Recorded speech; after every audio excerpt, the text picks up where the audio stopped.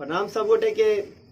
और कहा चाहब कि नयका चैनल हमार रेबल म्यूजिक हमार चैनल यहाँ सबके चैनल ये अब ज़्यादा से ज़्यादा गाना हमारे यह चैनल के माध्यम से यत अहाँ सब एक चैनल के सब्सक्राइब करूँ और साथ में बेल आइकन आशीर्वाद के रूप में जरूर दबावी।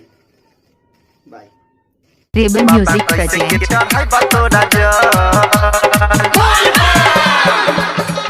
अभी आप सुन रहे हैं मधुबनी से माँ दुर्गा म्यूजिक की प्रस्तुति।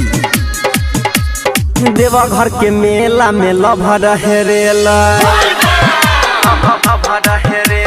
देवाघर के मेला में लभर हेरेला, कन्हैया दिल पल पल।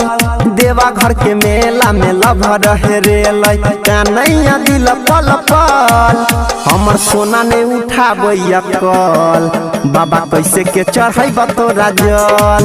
हमर जान में उठाबैया कल, बाबा कैसे के चढ़ैबा तोरा जल।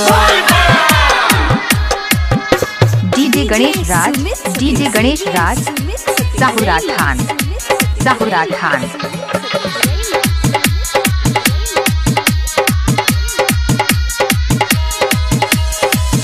गेरुआ रंग के कपड़ा पहिरन, गाल पर एगो तिल छै, जल्दी से मिला देना बाबा, धर कई ओकरेला दिल छै। इलाका किसी का होगा धमाका डीजे गणेश राज का ही होगा।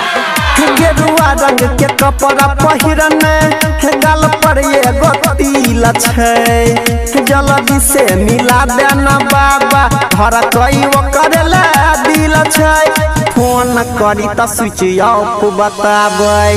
डीजे गणेश राज साहुरा खान। फोन करी त स्विच ऑफ बताबै, सुने के जय मन डोल। फोन करी त स्विच ऑफ बताबै, सुने के जय मन डोल।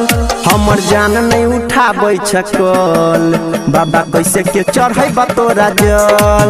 हमर लभर नहीं उठाबै छकल, बाबा कैसे के चढ़ैबा तोरा जल।